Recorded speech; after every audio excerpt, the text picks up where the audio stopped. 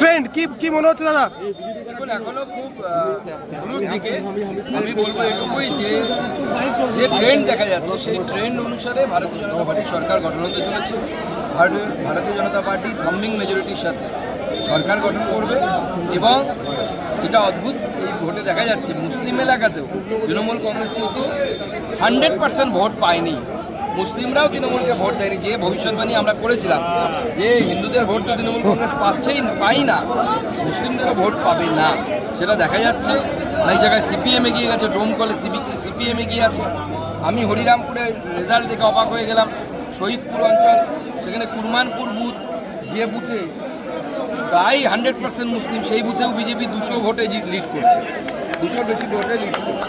অতএব সব সমাজের মানুষ বিজেপির পক্ষে ভোট। আজকে আমরা দেখলাম যে বালুরঘাট শহর যখন গণনা হচ্ছে ইতিমধ্যেই প্রায় 16,000 ভোটে এগিয়ে গেছেন বিদ্যুৎ কুমার রায়। কি বলবেন বালুরঘাটের এই ভিক্টরিকে? না দেখুন, বালুরঘাটের মানুষ বরাবরই বিজেপির সাথে থেকেছে, বিজেপির সঙ্গে থেকেছে। বিজেপির সময়ে যে জেলার এবং এই শহরের যে রেল মানচিত্রের যে পরিবর্তন এসেছে, সেই পরিবর্তন তো মানুষ চাক্ষুষ দেখছে। প্রতিদিন ব্রিজ পার হয়ে গেলে পরেই মানুষের চোখে পড়ে। আমরা তো মিথ্যের ফুলঝুরি রাখি না, আমরা ফলক আমরা ফলক কম লাগিয়েছি, কাজ বেশি করেছি। মানুষ সেই জন্য আশা রেখেছে আমাদের উপরে। বালুরঘাটের মানুষের প্রতি আমি চিরকৃতজ্ঞ।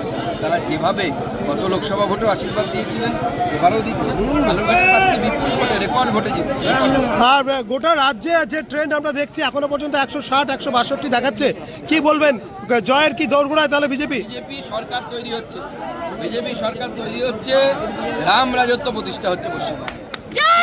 ছবির সামনে আসছে, তাতে কি বুঝছেন বা কি বলবেন? দেখুন, আমার যেটা মনে হচ্ছে এখন যদিও একদম শুরুর দিকে দ্বিতীয় রাউন্ড হয়েছে, কোথাও হয়তো তৃতীয় রাউন্ড হয়েছে, আমাদের এখন মন্তব্য করা সঠিক হবে না, কিন্তু ট্রেন্ড দেখে বোঝা যাচ্ছে যে বিজেপির সরকার তৈরি হচ্ছে।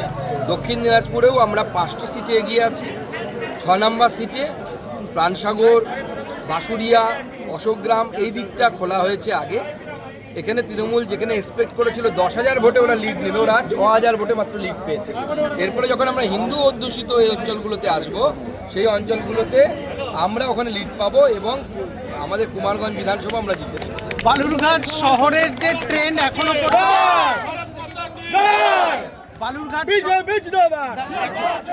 বালুরঘাট শহরের এখনো পর্যন্ত যে ট্রেন্ড সামনে এসছে তাতে অনেকটাই এগিয়ে গেছে, মার্জিনটা অনেকটাই এগিয়ে গেছে। প্রায় 16,000 ভোটে এগিয়ে আছি, সম্ভবত দ্বিতীয় রাউন্ডের পর 16,000 ভোটে এগিয়ে আছি। অতএব এখন অর্পিতা দিদির আবার ট্রেনের টিকিট বা বাসের টিকিট কেটে নেওয়া উচিত, আর তো লাভ নেই থেকে।